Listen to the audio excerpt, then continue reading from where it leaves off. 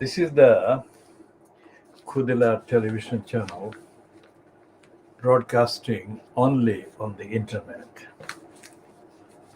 And this is part A of the KhoodeelaarTV television channel, BabyAngelGeronimo editions.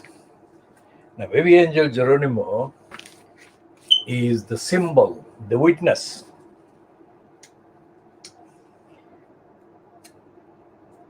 His image is on the top right of the screen. As you look on the screen, it's on the top left of my face on the screen. That's BabyAngelGeronimo, one of the simplest and most communicative images of the BabyAngelGeronimo, who is the witness. Witness to the unraveling of the crooks. Now, BabyAngelGeronimo has been lied about by the depraved DEFRA, and the lying agenda against the BabyAngelGeronimo has been backed by the congenital liar Boris Johnson. Now, this is a sample of the brazen cocks flouting the rules. Now, this is Cox, who was in post as the Attorney General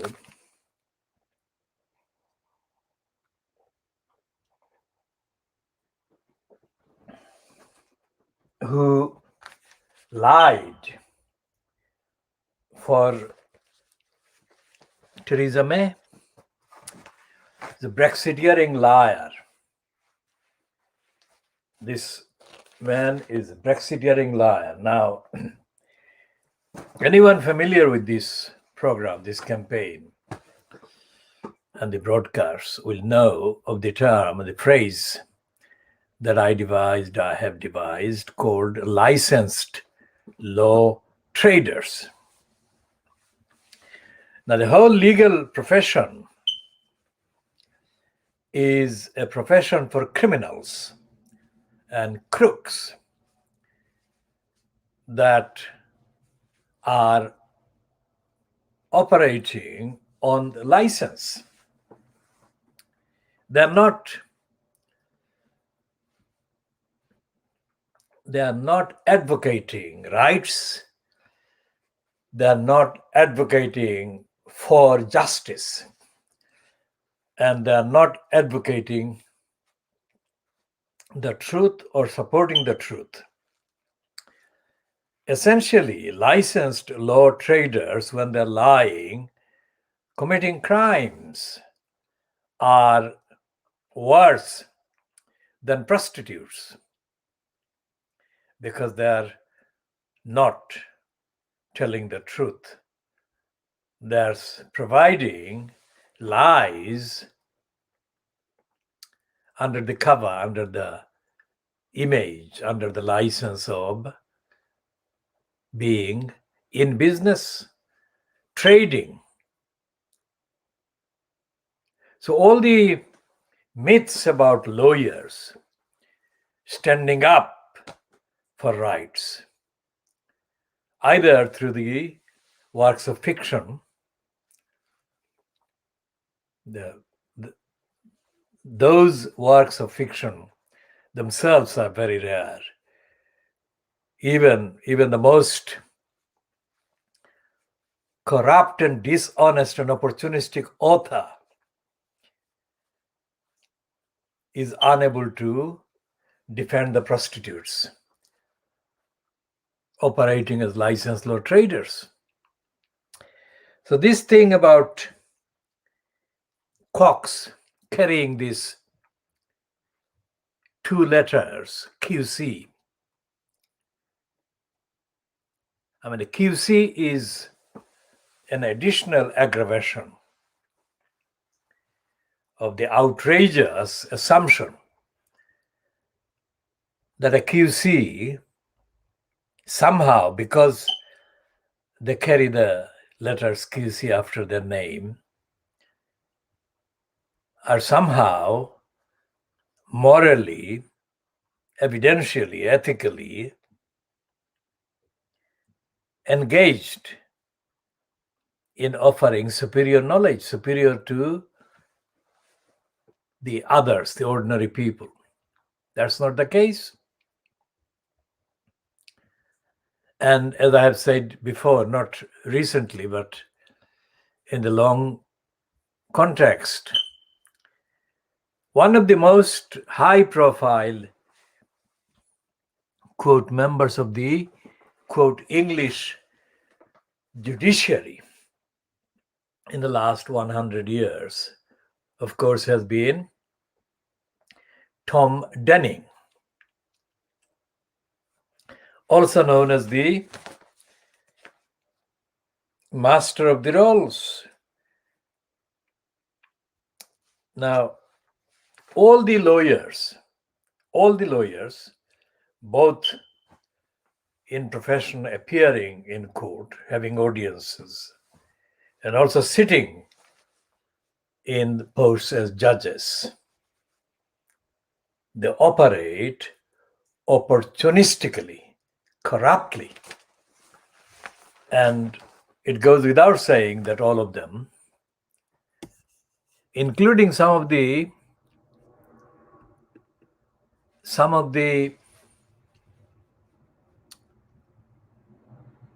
diversity exhibits meaning that in terms of ethnic background, nationality background, some of the members of the licensed law trade and also of the judiciary are from African and Asian backgrounds. Even so, hardly anyone from African and Asian backgrounds or descent tells the truth when sitting as a judge or appearing before a judge. One of the fundamental defects of the English, quote, legal, quote, system, which is the corrupt legal bureaucracy, is that it's adversarial, not evidential, which is a very serious defect built in.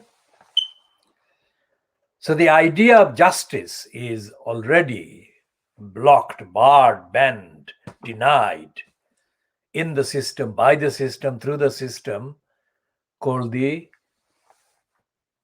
English judiciary. Why am I calling it English judiciary? Although they say most things within the UK framework, most things to do with England are given the pretentious legitimacy or appearance of legitimacy by Wales being added to the English, whereas the actual origin and the source of the claim about English, things English, is based on the Little Englander mentality. This criminal, look up the definition of criminal. This criminal, look at his face. He has brazen face, and when he was in post as Attorney General, when Theresa May was in post as Prime Minister, Cox was at the center of quite a number of controversies about his behavior and his role. And Cox actually looked as brazen on the floor of the House of Commons when he appeared during those months, or during those, let's say, 2 years.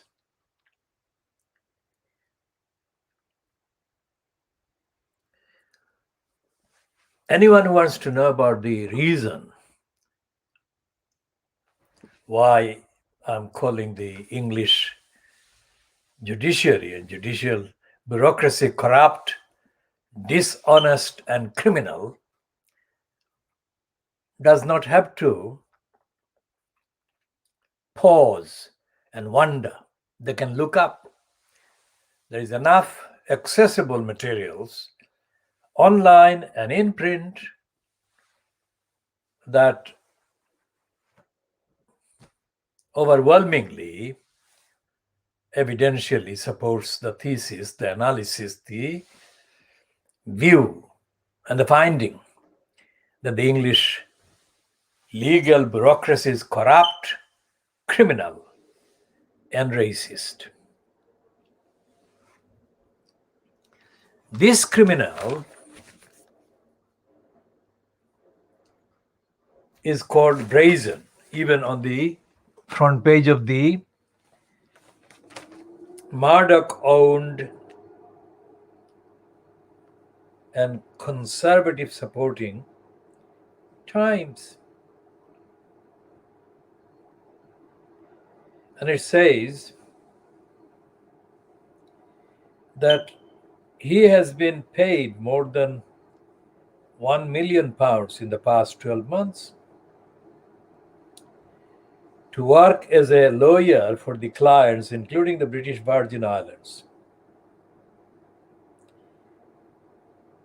in a legal inquiry started by the Foreign Office. Cox,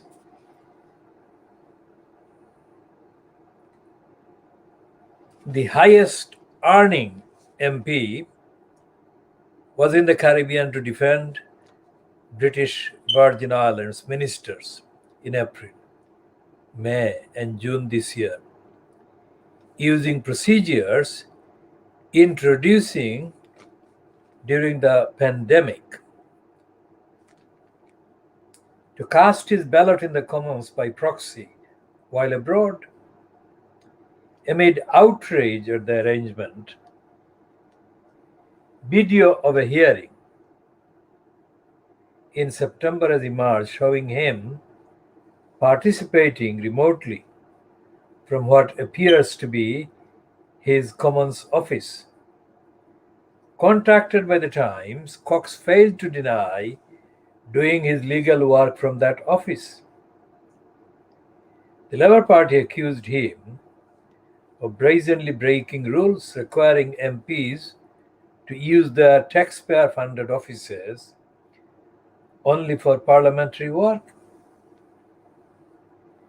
Downing Street, that is Boris Johnson's official headquarters, still dealing with the fallout from Boris Johnson's attempt to save Owen Paterson's career, accused Cox of failing to do his job. Boris Johnson's spokesman said he did not support an outright ban on MPs having second jobs, but that the primary work of parliamentarians should be representing the electorate, warning members of parliament that they should be visible in their constituencies. Well, it's not just the licensed law traders, such as the criminal Geoffrey Cox, but other MPs, members of parliament, all of them, 650 of them, are exempt from accounting for their behavior to the electors. So this reference to the alleged statement by Boris Johnson's cabal at number 10 Downing Street, the primary job of parliamentarians is to represent their electorate, is not substantiated by the evidence of the behavior of the crooks and opportunists and criminals and self-servers. And the other thing which the House of Commons inquiries officers confirmed is that members of parliament, once elected, are not obliged to engage with constituents, with voters in their constituencies, even with those who raise questions about what they're doing, who ask them to do certain things, who ask them for representing them on serious issues, either personally, individually, collectively, or in terms of the overall needs and interests of the particular constituency.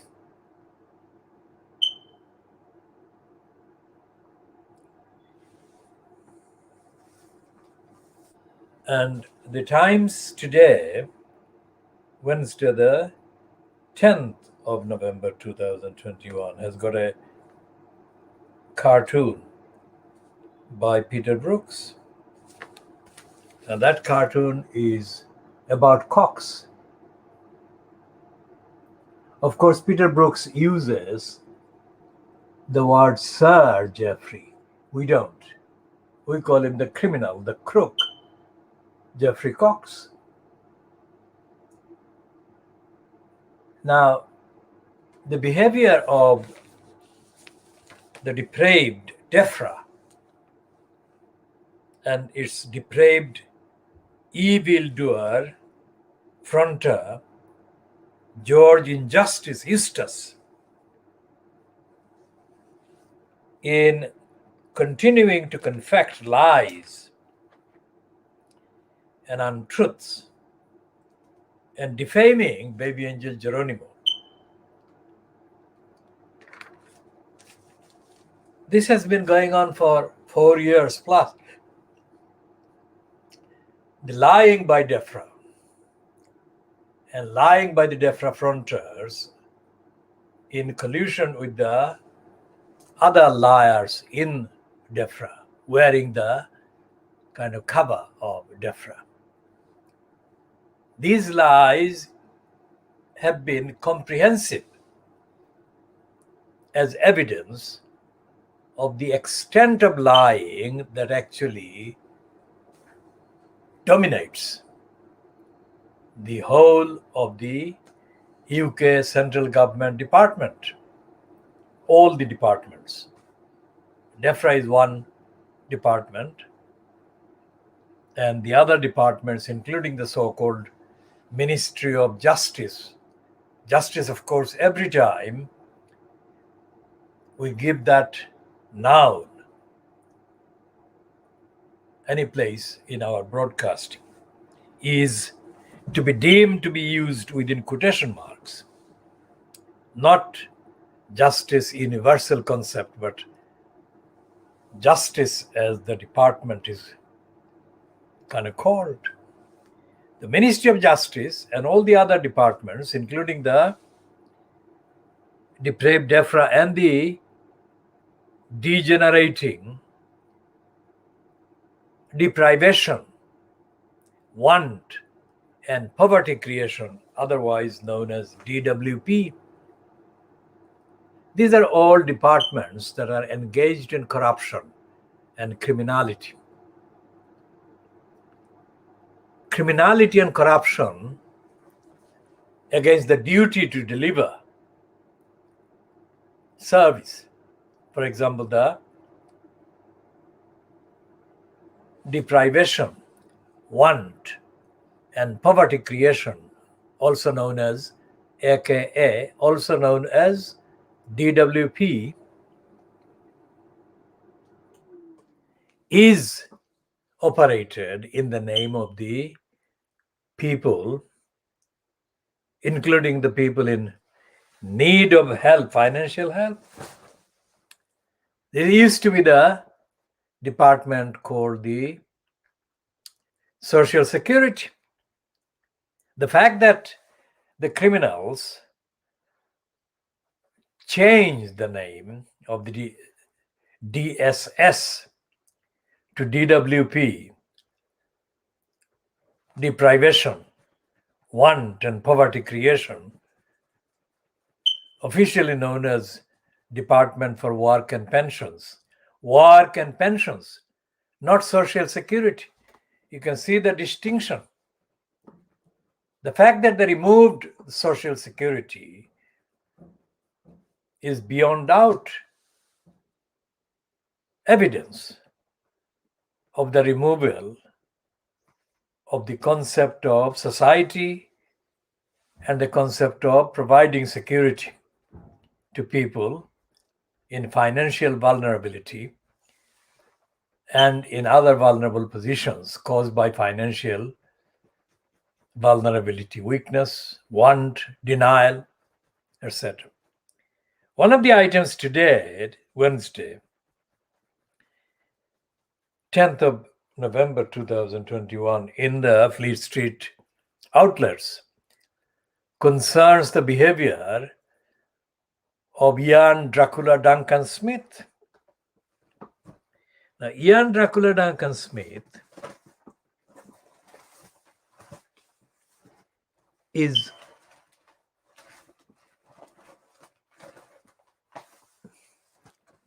let's see if we can find him in the Star, also known as the Scar.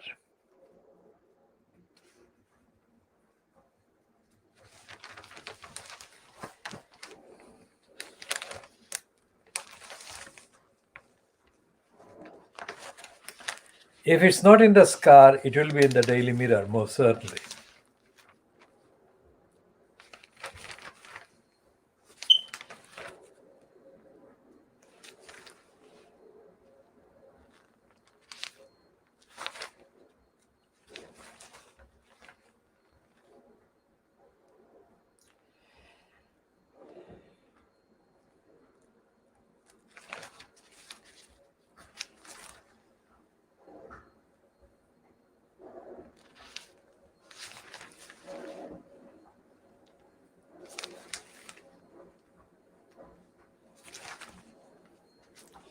So if we can't find it in the Scar, we'll look for it in the Daily,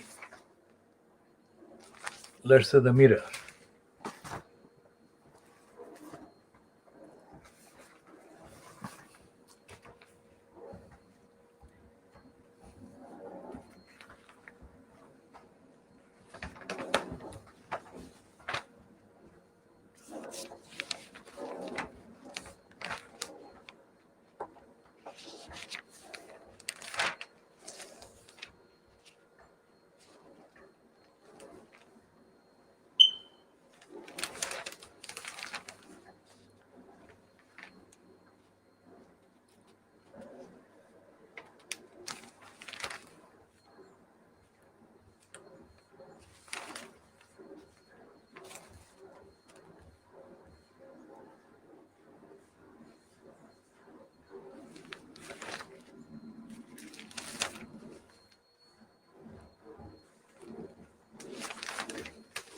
And if it's not in the Mirror, we shall look for that piece in the Guardian online, because the Guardian, in the shop, the Guardian wasn't available.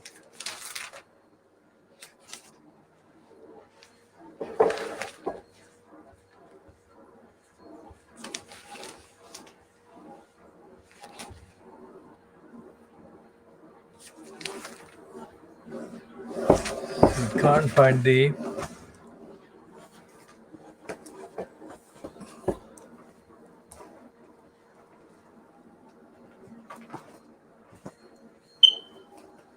let's see if we find it in the unlikely place of the Daily Mail.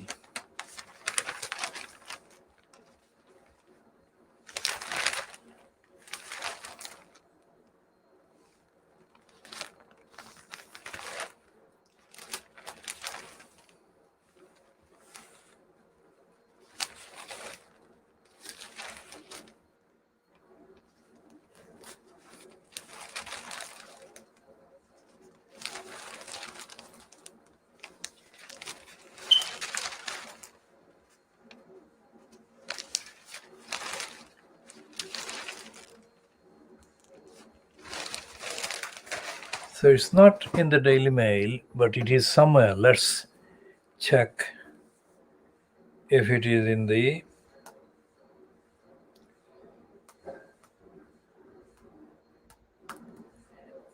online.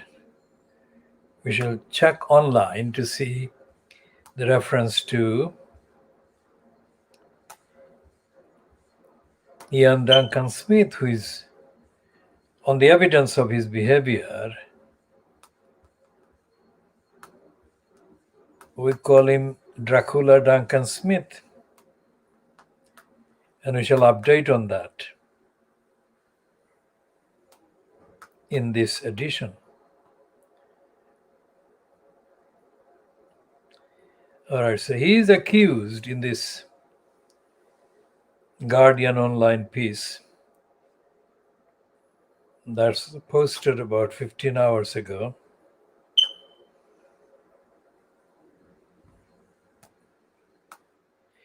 And it says, Ian Duncan Smith accused of brazen conflict of interest. Now, the same word brazen as used against Jeffrey Cox. Ian Duncan Smith accused of brazen conflict of interest over £25,000 job. Ex-Tory leader chaired government task force that recommended new rules benefiting firm he was employed by. And this is a piece byline to Ben Quinn, which is dated Tuesday, the 9th of November, and posted at 1956 hours GMT on the 9th of November 2021. That's Tuesday. Now, the fact that I'm having to search for that item in the other Fleet Street papers shows this Fleet Street is hiding, shielding him, the criminal. We'll have another look at the papers that we do have. We don't have the Guardian print. The MP and former Conservative Party leader chaired the task force on innovation, growth, and regulatory reform. What a mouthful of lying, diversion, and untruth. The task force on innovation, growth, and regulatory reform reported back in May after Duncan Smith and two other MPs were asked by Boris Johnson to recommend ways of cutting supposed EU red tape. That's a treble lie. The fresh spotlight on moonlighting MPs has now prompted questions about the task force recommendations that alcohol-free hand sanitizers should be formally recognized as suitable for use in the UK. That's it. That's the recommendation. What an incredible, brilliant kind of innovation.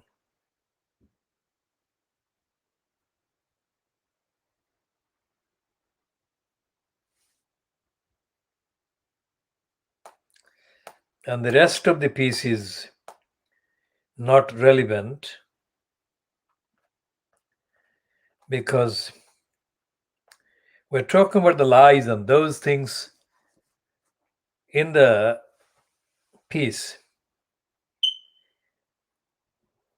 are about other aspects, other dimensions, not immediately central to the corruption, although related to the corruption.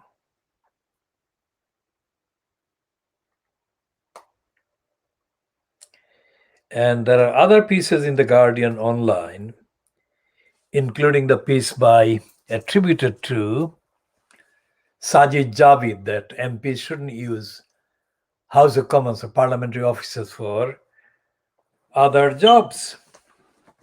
These are, let's say, this diagnosis of Fleet Street, the world exclusive diagnosis of Fleet Street. Why we call it world exclusive diagnosis of Fleet Street is quite literally world exclusive. Because, as is evident in the fact that they're not prominently showing or not showing at all the criminality of outside jobs or second jobs by young Dracula Duncan Smith, shows that they are shielding the crooks.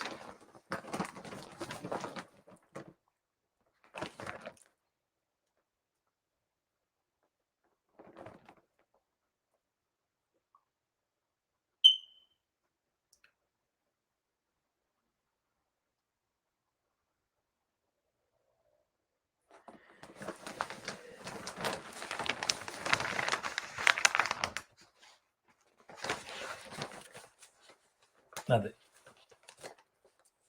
yesterday we said that Keir Starmer, criticizing Boris Johnson and using the phrase that Johnson was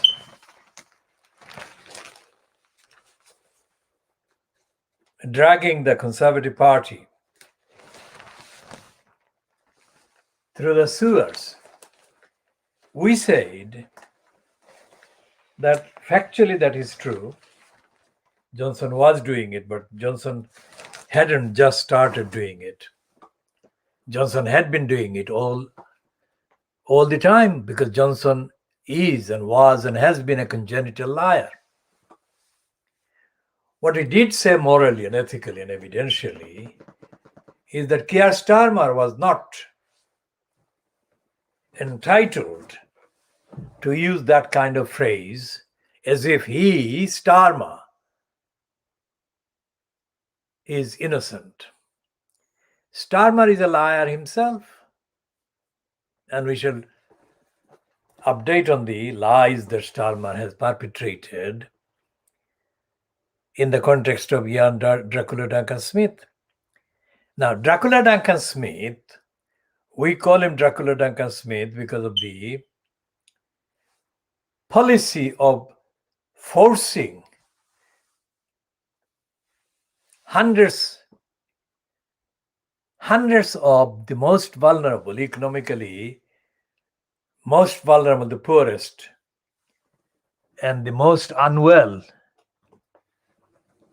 claimants for benefit, for meager financial support administered by the DWP, deprivation, want, and poverty creation. Now, Dracula Duncan Smith was in post as the Secretary of State, that is the cabinet minister, in the name of that department for the longest number of years, since the conservative scum got the government in May 2010, due to the fact that the liar and criminal Nick Sick Clegg lied and colluded with the minority conservatives fronted by dodgy Dave Cameron, thus giving the minority conservatives the majority as a coalition. That was the liar, sick Nick Clegg.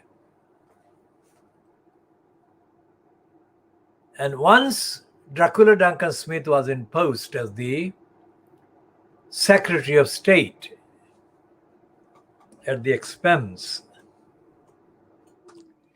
of the most vulnerable, the poorest people in the country, he embarked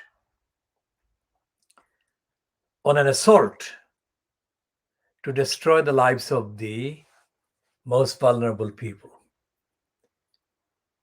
and to deny access to support to millions of people in need of support, financial support. And Dracula Duncan Smith was aided and abetted by the criminal George Osborne, who was the finance minister in the dodgy Dave Cameron regime. So between them, George Osborne and Dracula Duncan Smith carried out planned massacre. There is no other expression for what happened on the evidence, on the facts. Dracula Duncan Smith and George Osborne carried out the planned massacre of some of the poorest people in the maximum kind of bracket of need, financial help. And the number of those who committed suicide is still not confirmed because of secrecy. But we can find the facts that refer to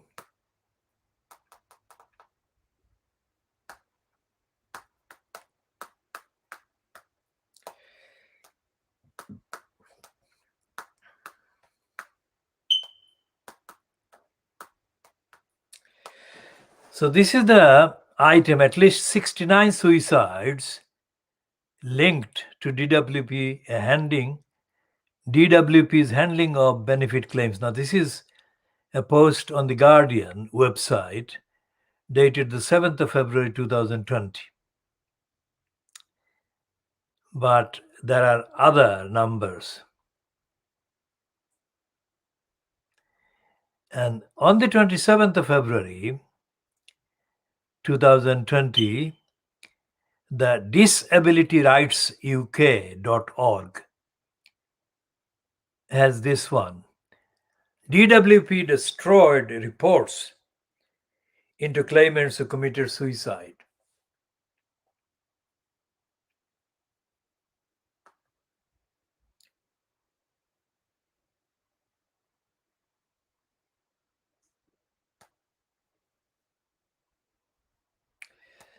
And this piece on the Independent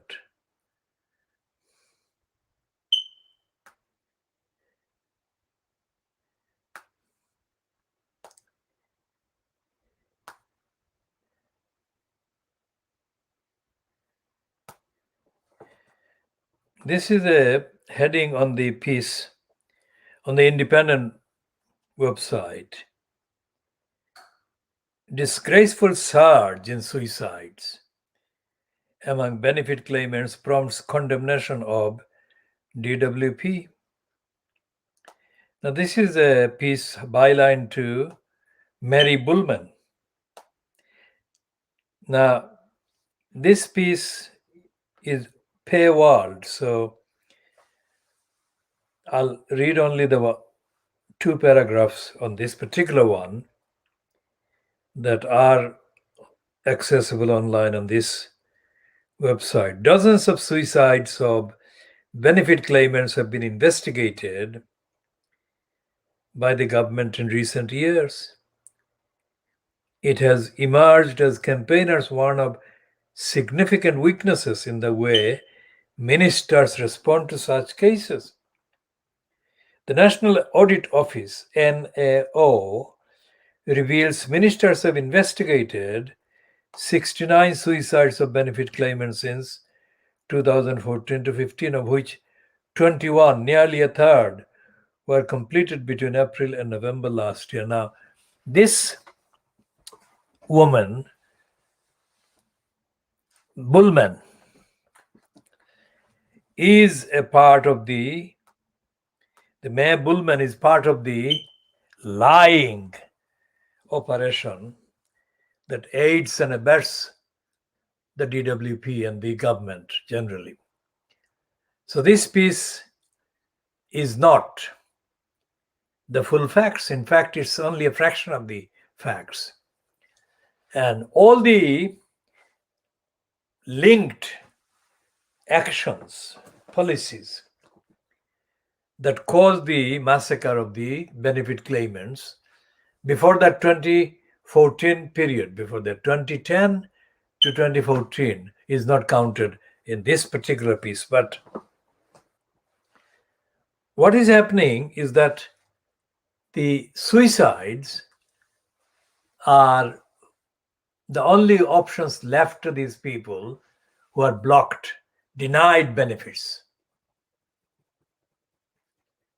And Mae Bullman was the reporter who reported on the visit in 2018, visit of the then United Nations envoy, special envoy on extreme poverty and hardship in Britain. And again, she didn't follow up. The report that she filed originally, based on the meeting held in Newham, in Kennington,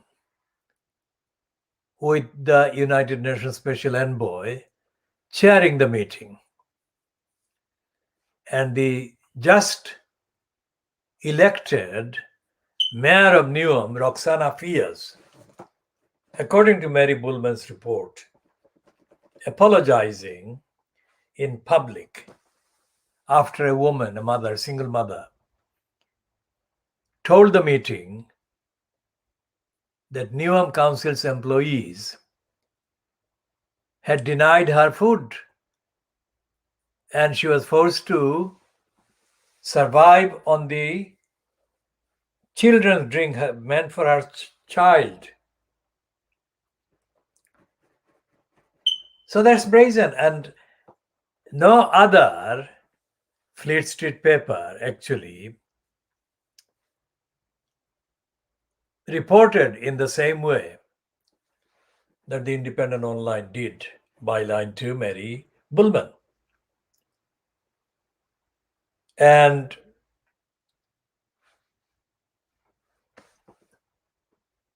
Keir Starmer was appointed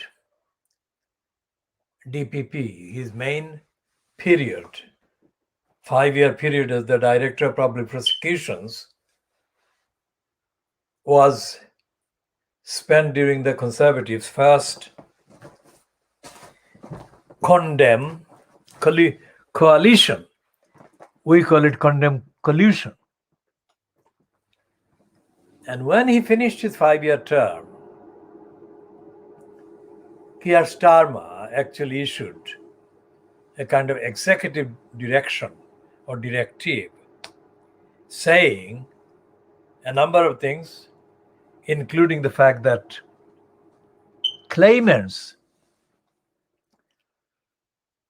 to benefits should be treated more harshly than they had been treated before, which means that he was raising the hurdle, the obstacle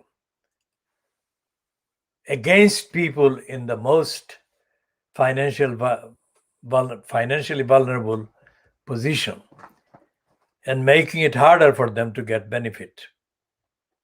That is Keir Starmer. So Keir Starmer is a cruel person who belongs in the same club as Dracula Duncan Smith. Not only did Keir Starmer not object to the Conservatives punishing people for being in desperate financial need and hardship, Starmer aided and abetted them and left a legacy at the Crown Prosecution Service, where he was Director of Public Prosecution, making it harder for the most in need getting the support they needed. So the sanctions that were imposed against the most in need and most financially vulnerable people by Ian Dracula Duncan Smith, the sanction was made even worse by the addition that Keir Starmer put to the existing obstructions just before he retired as the Director of Public Prosecutions. And there is no evidence in any of the papers that they even remember what Starmer did days before he left as the Director of Public Prosecutions. So we go back to the illegality, unconstitutionality, and criminality of the behavior of the UK state in breach of the conventions, in breach of the declarations, in breach of the agreements and statements, international statements that the UK is still actively signed up to, supposedly upholding the human rights of the most vulnerable or the ordinary people. And Keir Starmer has never mentioned any of these breaches, any of the agreements, any of the obligations. When the idiot, and I say that literally on the evidence, the stupid Jeremy Corbyn was in post as the leader of the Labour Party, he repeatedly praised Keir Starmer, allegedly for Starmer's doing the forensic examination of the government's position in relation to the Brexit negotiations with the European Union.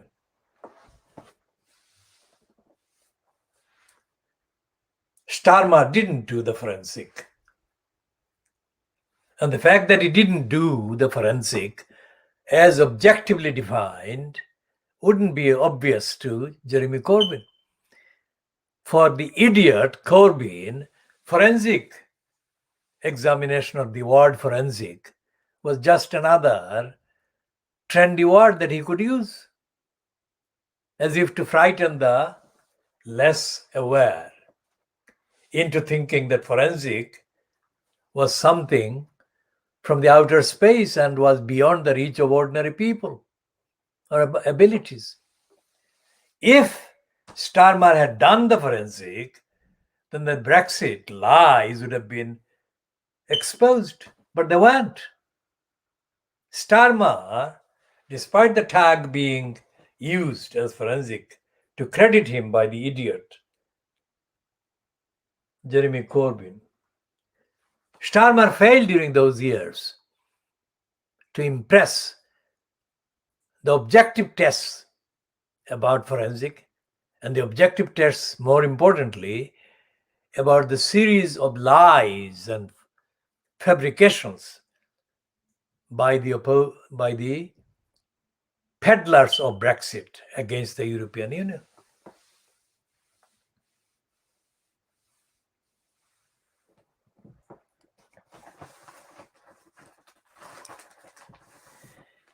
Now, in the Financial Times today,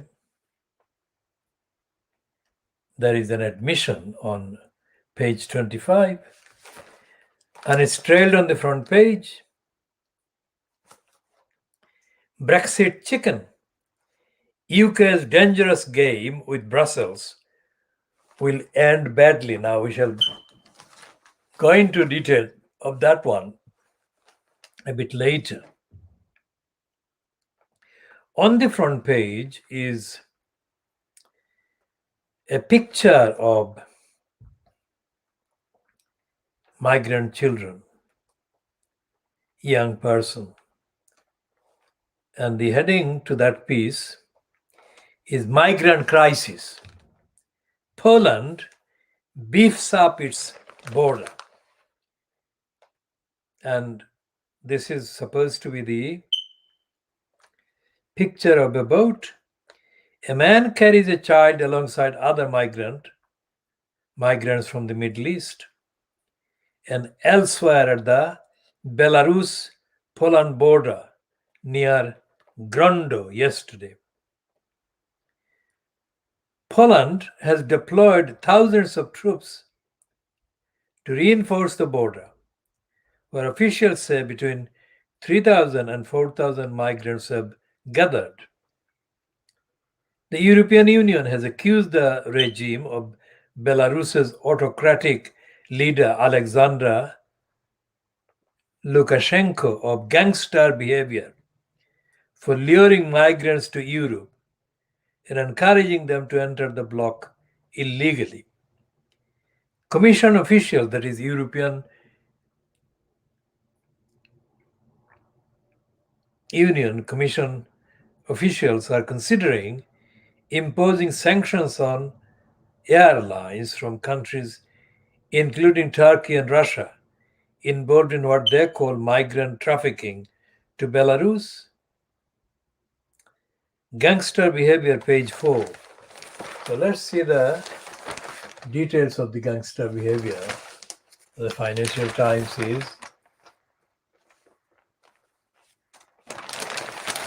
So that's the 5-column piece on the Financial Times, page 4. That's the main one.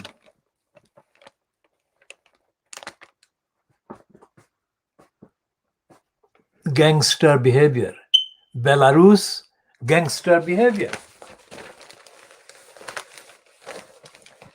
And what it is saying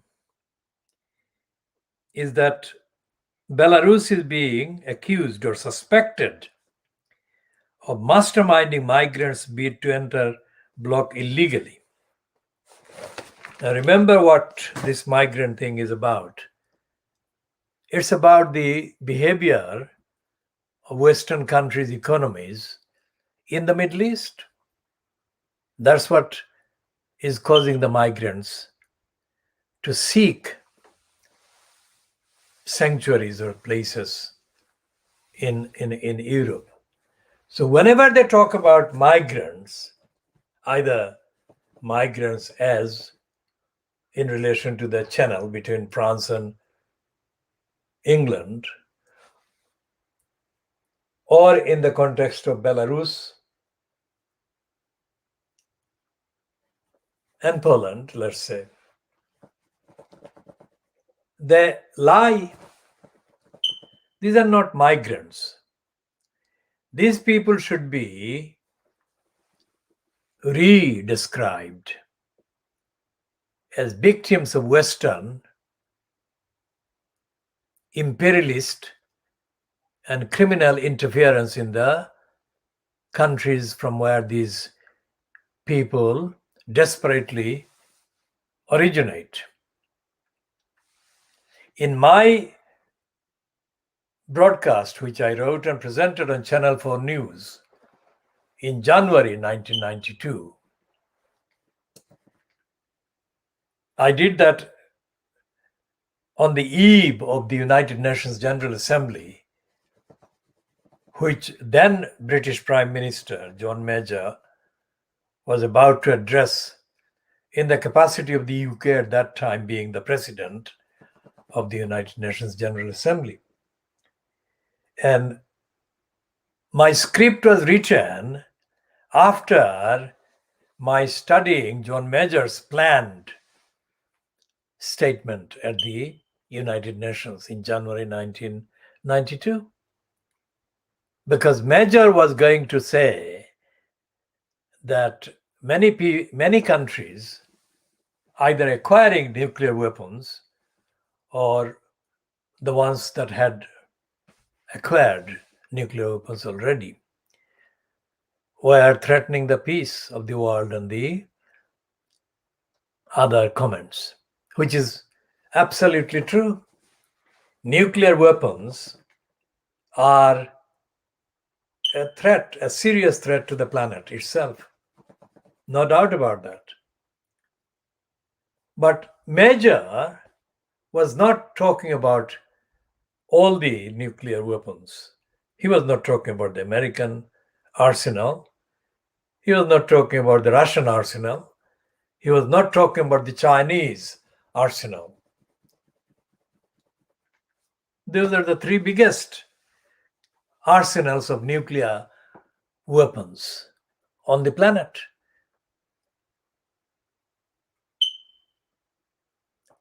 And in the foreseeable future, and this is now nearly 30 years, 29 years ago, nothing has happened to reduce the nuclear arsenal. And there is no comparable number of news items in Fleet Street about nuclear weapons as compared to the articles about migrants, about refugees, about asylum seekers. So based on the racist, imperialistic, criminal denial of Fleet Street and the criminal denial and racism by the regimes in the West, the more immediate physical resolution to that which these states actually use to frighten their electors was to deal with the fact and the reason behind and the way to solve the migrant crisis. Now, 29 years ago, there was nothing like the numbers of people leaving their countries for the West, because it was still a decade before the 20th century,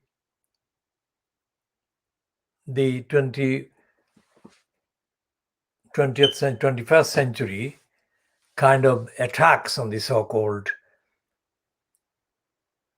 Western targets by the so-called terrorists. And it was before the occupation of Afghanistan or Iraq by the Bush and Blair coalition. So it was more a prediction that I made than a reference to what was going on factually. I said that the concern about the migrants or people from Africa and Asia wanting to enter Western countries. Remember, I was talking in January 1992. That was going to get worse, many times worse, in the years to come if they don't, or if they didn't address the poverty and hunger and lack of democracy and so on that prompted these people to leave their countries, to want to leave their countries. And the Western societies would be best advised to help solve the problems in the countries of origin, Africa and Asia. They didn't, of course, pay any heed to what I said. But what I said 29 years ago has been vindicated every single day ever since.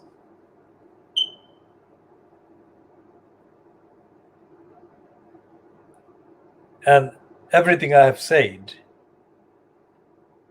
on other aspects and dimensions of policy and practice in the UK, in the USA, in Western Europe has been vindicated, because I only care to tell the truth. And I only tell that which I am absolutely convinced is the truth, universal truth.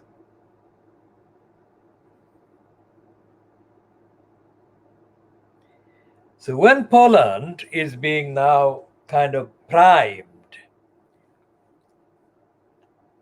by those forces that actually flooded the UK to Brexit. Poland is now being targeted by those forces to behave. Poland is being targeted as a candidate to be propelled into a Brexit of its own. But in terms of the size of the economy and in terms of the political kind of connections, a Polish version of Brexit is not likely in the near future. But that is as far as Brexit and Brexit-like maneuvers go. But that's not the same thing with anti-migrant, racist Polish behavior. Because it is far more likely that resurgent Polish racism will more directly emerge to harm the lives and the safety of the people seeking refuge and asylum, both in Poland and in other parts of the Western European continent, if you like, Western European countries. So that's one thing. The other thing is about the COP26. I mean, Barack Obama has been given coverage by Fleet Street yesterday for his comments that actually represent the fact that not enough is being done to save the planet. That is true. What the coverage leaves out is Obama's corruption and criminality. Obama is a criminal liar who abused the many sacrifices of people who fought racism and have been fighting racism in the USA. While he was in office, he didn't do anything mentionable against racism. And the fact that his palace, his mansion, after leaving office, has been compared to being much more expensive and luxurious than the White House itself shows the corruption and the shamelessness of Barack Obama. And he didn't do anything to save the planet. And he lied, and he's lying even now.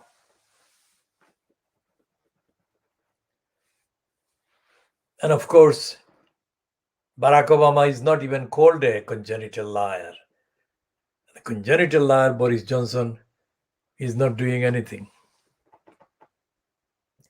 And none of the Western imperialists literally assaulting the mountains in the Himalayas. The assaults on the Himalayas, the mountains, must be stopped immediately. And the assaults on other hills and mountains across the world must be stopped immediately. And the assault on not just the Amazon, but other smaller rainforests, including those in Indonesia and other parts of the world, must be stopped, but there is no mention. There is no mention of those being stopped. There is no mention whatsoever of those being stopped. And the travel by aeroplanes, no sign that they're going to stop them. And so therefore, there is no chance that COP26 will save the planet. 100 times more action needs to be taken starting now than what has been pledged. And again, Fleet Street is not accepting, recognizing that which what I'm saying.